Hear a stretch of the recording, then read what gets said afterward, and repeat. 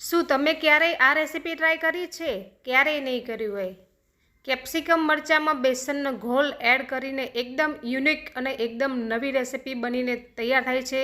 એકદમ જબરજસ્ત અને એકદમ ચટપટી ફ્લેવરમાં બને છે. જો તમે એકવાર બનાવી લેશો તો તમે વારંવાર બનાવશો અને જેને પણ ખવડાવશો એમને પણ ખૂબ જ પસંદ આવશે.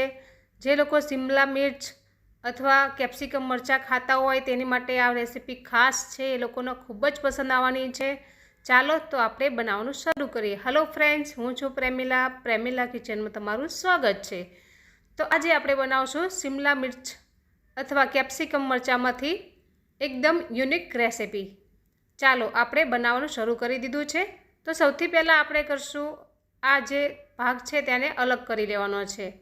જે ડીટીયાનો ભાગ આવે છે ને તેને આપણે કાઢી લેવાનો છે. ધ્યાન એ રાખવાનું છે કે હોલ આપણે અહીંયા પડે નહીં, એનું ખાસ ધ્યાન રાખવાનું છે. એકદમ અલગ રેસીપી બનાવી રહ્યા છે. હવે આપણે જે કેપ્સિકમ મરચું છે તેને આ રીતે વચ્ચેથી કટિંગ કરી લેશું. જો તમને મારા આવા જ વિડીયો ગમતા હોય અને લાઈક કરજો, શેર કરજો અને સબસ્ક્રાઈબ ના કર્યું હોય તો કરી લેજો આવા નવા વિડીયો જોવા માટે. આ રેસીપી ગમે તો લાઈક કરવાનું ભૂલતા નહીં અને આગળ શેર જરૂરથી કરી લેજો.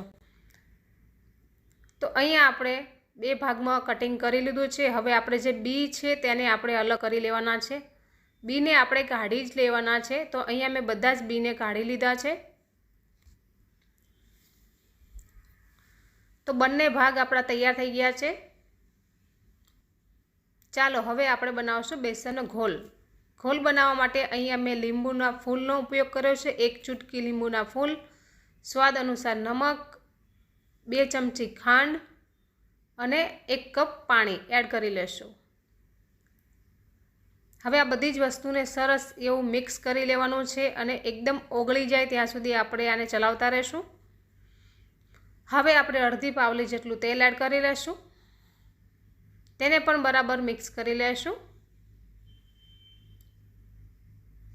એકદમ ગજબની આ રેસીપી છે અને તમે ક્યારેય નહીં બનાવી હોય તો વિડીયોને એન્ડ સુધી જોજો. હવે આપણે 1 કપ બેસન એડ કરી લેશું. જે ચણાનો લોટ નોર્મલ આવે છે તે જ લેવાનો છે.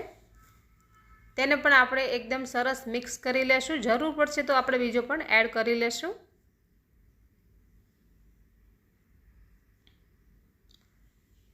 તો આપણે હલકું એવું સરસ બેટર તૈયાર કરવાનું છે. વધારે ખાટું પણ નહીં અને વધારે પાતળું પણ નહીં. તો અહીંયા મેં બીજો પણ બેસન એડ કરી લીધો છે. મને લાગ્યું કે વધારે પતલું લાગે છે એટલા માટે મેં બીજો ચણાનો લોટ એડ કરી લીધો છે. અને હવે બરાબર મિક્સ કરી લેવાનું છે. અંદર સહેજ પણ ગુટલી ના રહે, ગાંઠા રહેવા જ ના જોઈએ સહેજ જઈ. જો ફ્રેન્ડ્સ, આપણે અહીંયા બનાવીને તૈયાર કરી લીધો છે. તમે આનાથી થોડુંક જાડું પણ રાખી શકો છો. હવે આને સાઈડમાં મૂકી દેશું. તમે જોઈ શકો છો કે આપણી શિમલા મિર્ચની કેપ્સિકમ મરચાં છે તેને આપણે તૈયાર કરીને રાખી દીધા છે. હવે આપણે આની અંદર સોડા એડ કરશું. તે પહેલાં આપણે પાણી ગરમ કરવા રાખી દઈશું. તો અહીંયા આપણે એક કડાઈમાં પાણી ગરમ કરવા રાખી દીધું છે. હવે આપણે અડધી ચમચીથી ઓછા ખાવાના સોડા એડ કરી લેશું. આમ 2 ચૂટકી જેટલા ખાવાના સોડા એડ કરવાના છે.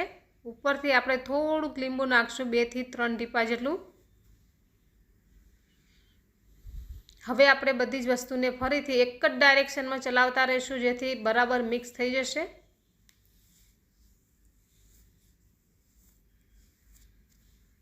તો તમે જોઈ શકો છો કે કલર ચેન્જ થઈ ગયો છે. વિડીયો ગમે તો લાઈક કરજો અને શેર કરજો અને જો સબસ્ક્રાઈબ ના કર્યું હોય તો કરી લેજો. બટન દબાવવાના બિલકુલ પૈસા નથી થતા. સબસ્ક્રાઈબ બટન ચોક્કસથી દબાવી લેજો. વિડીયો ક્યાંથી જુઓ છો એ પણ મને કમેન્ટમાં જરૂરથી લખજો અને ગુજરાતીમાં લખજો જેથી હું વાંચી શકું અને હું તેમને થેન્ક યુ પણ કહી શકું. તો બરાબર મિક્સ થઈ ગયું છે. તમે જોઈ શકો છો એકદમ ફ્લફી થઈ ગયું છે આપણું જે બેટર છે એ. હવે આપણે એક વાટકીમાં ટ્રાન્સફર કરી લેશું. નહીં કરો તો પણ ચાલશે.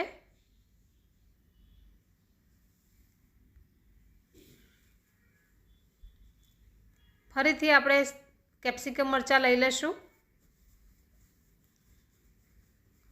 અને હવે આપણે બેટર ભરી લેવાનું છે.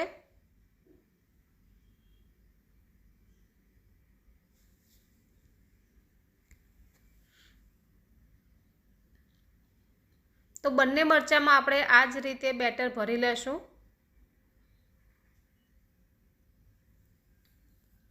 તો અહીંયા આપણે બેટર ભરી લીધું છે. ઉપર સુધી ભરી લેવાનું છે તમારે.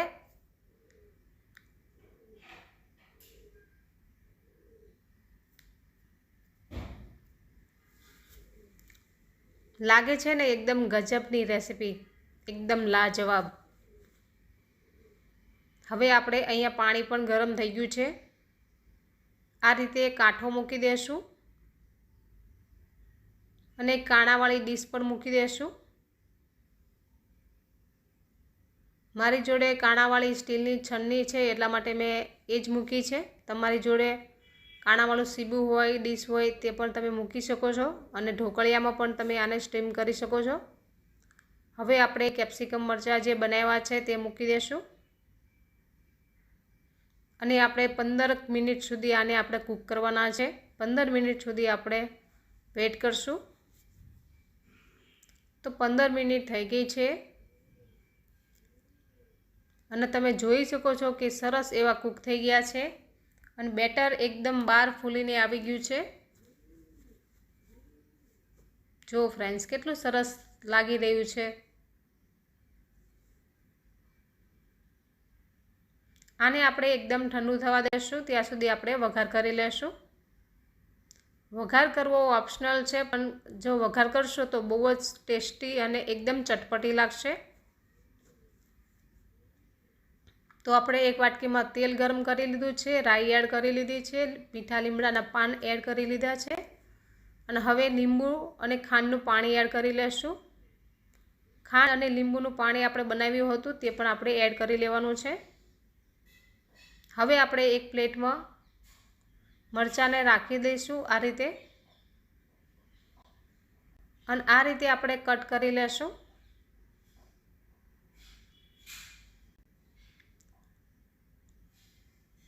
તો અહીંયા આપણે કટ કરી લીધા છે અને મારે થોડું બેટર વધ્યું હતું તેને પણ મેં એક વાટકીમાં મૂકી દીધી હતી.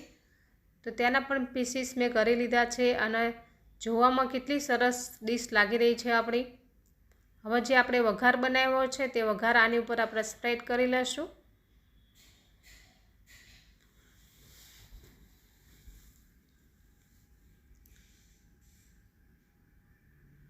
લાગે છે એકદમ સરસ એવી રેસીપી.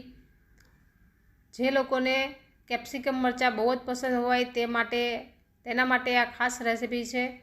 જરૂરથી બનાવજો અને જોજો એન્ડ સુધી. તો આપણી આ રેસીપી બનીને તો તૈયાર થઈ ગઈ છે. તમે લોકો ક્યારે બનાવો છો કમેન્ટ કરીને જરૂરથી લખજો. એકદમ યુનિક અને એકદમ નવી રેસીપી છે, તો આગળ શેર પણ કરજો. જો ફ્રેન્ડ્સ કેટલી સરસ બનીને તૈયાર થઈ છે. તમે આવી રેસીપી ક્યારેય ખાધી નહીં હોય, ક્યારેય બનાવી પણ નહીં હોય, બહાર પણ કોઈ જગ્યાએ આ રેસીપી મળતી પણ નથી. Thank you for watching.